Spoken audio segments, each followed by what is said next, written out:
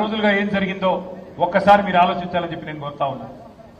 ఒక ఆడ కూతురికి అన్యాయం జరిగితే, ఒక మైనర్ బాలికకి అన్యాయం జరిగితే ఈ రాష్ట్రంలో ఉన్న ప్రభుత్వం మీద దున్నపోతు మీద వానబడ్డట్టు కూడా కాలే. ఒక మైనర్ అమ్మాయికి అన్యాయం జరిగితే ఎవరు ముందుకు రాలే. ఇటు కాంగ్రెస్ నోరు మూసుకున్నది, అటు చేసిన వాళ్ళు, తప్పు చేసిన వాళ్ళు బీజేపీ వాళ్ళు కాబట్టి వాళ్ళు కూడా నోరు మూసుకుని ఉన్నారు. కొట్లాడింది ఎవరు? కొట్లాడింది ఎవరు? నిలబడ్డది ఎవరు? అల్టిమేట్ గా తెలంగాణలో ఎవరికి ఏ సమస్య వచ్చినా మళ్ళీ నిలబడి కలబడేది ఎవరు? గట్టిగా చెప్పాలి, వినబడతలేదు. కేసీఆర్ గారి బృందమేనా?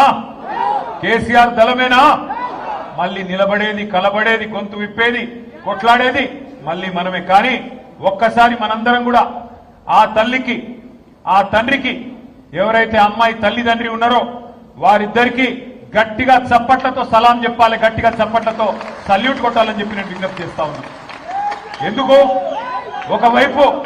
ఒకవైపు కేంద్ర హోంశాఖ మంత్రి, మరొక వైపు రాష్ట్ర ముఖ్యమంత్రి, ఇద్దరు పవర్ఫుల్ పోస్టుల్లో ఉన్న ఆ తల్లి, ఆ తండ్రి అదరలేదు, బెదరలేదు.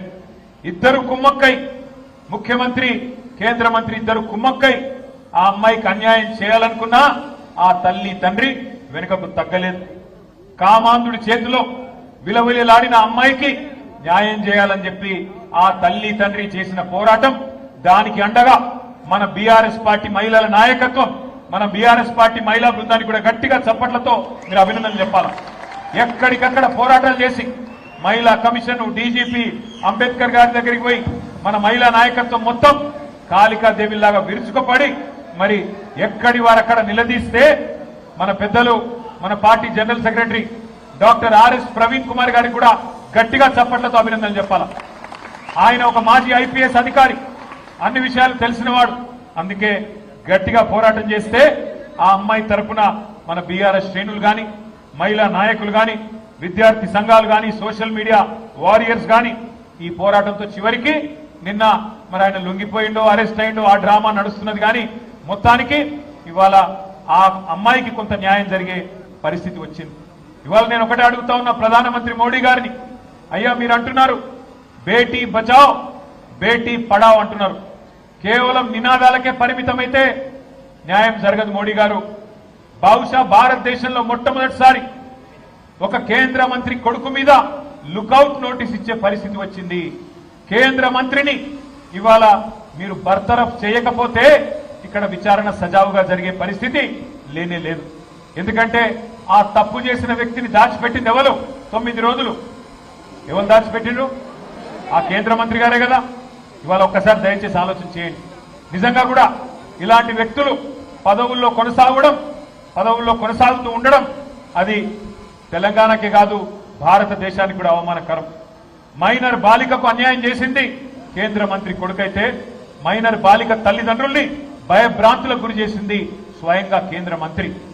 ఆయననే పిలిచి బెదిరించి వాళ్లను మరి ఇబ్బంది పెట్టే ప్రయత్నం చేసినారు.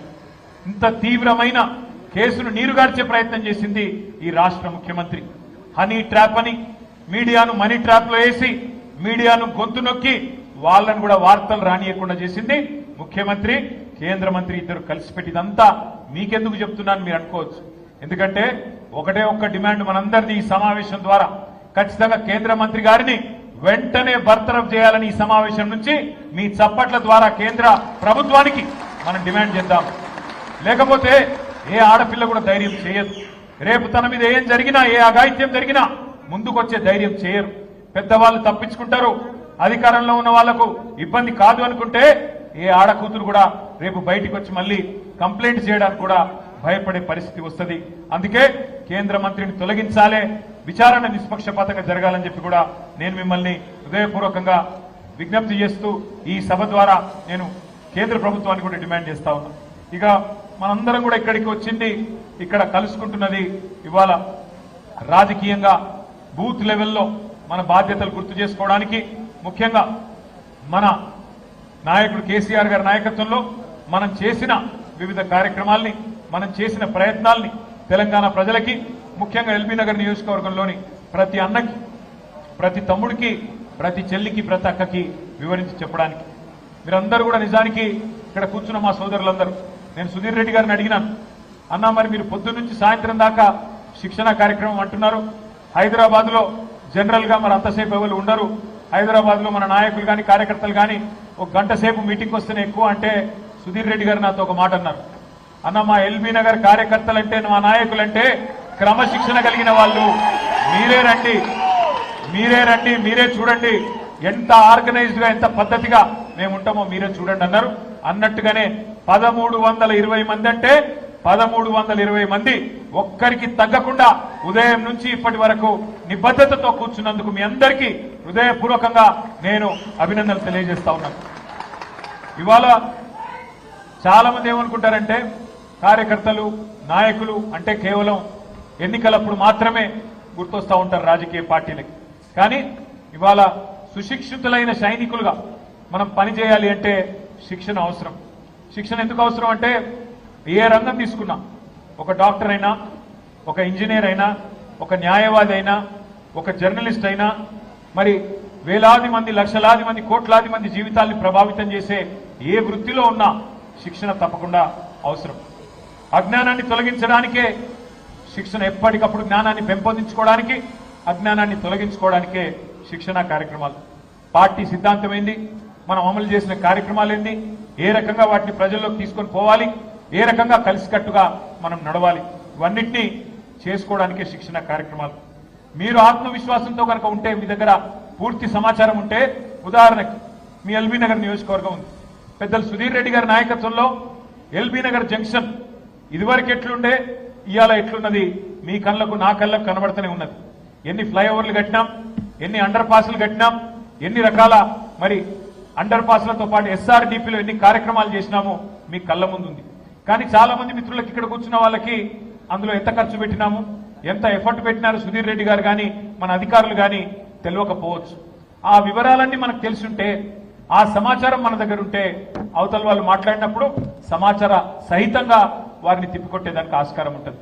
అట్లాగే మీ ఎల్బీ నగర్ నియోజకవర్గంలో మంచినీళ్ళకి ఎంత సమస్య ఉండే, 2014 ముందు తర్వాత ఎన్ని వాటర్ ట్యాంకుల నిర్మాణం జరిగింది, ఎన్ని కిలోమీటర్ల పైప్ లైన్ నిర్మాణం జరిగింది, ఎన్ని కొత్త నల్లాలు పెట్టుకున్నాం, ఇవన్నీ కూడా సమాచారం మీ దగ్గర ఉంటే బ్రహ్మాండంగా మీరు సుశిక్షితులైన నాయకులుగా కార్యకర్తలుగా అవతల వాళ్ళు చేసే దుష్ప్రచారానికి తిప్పికొట్టడానికి ఉంటుంది.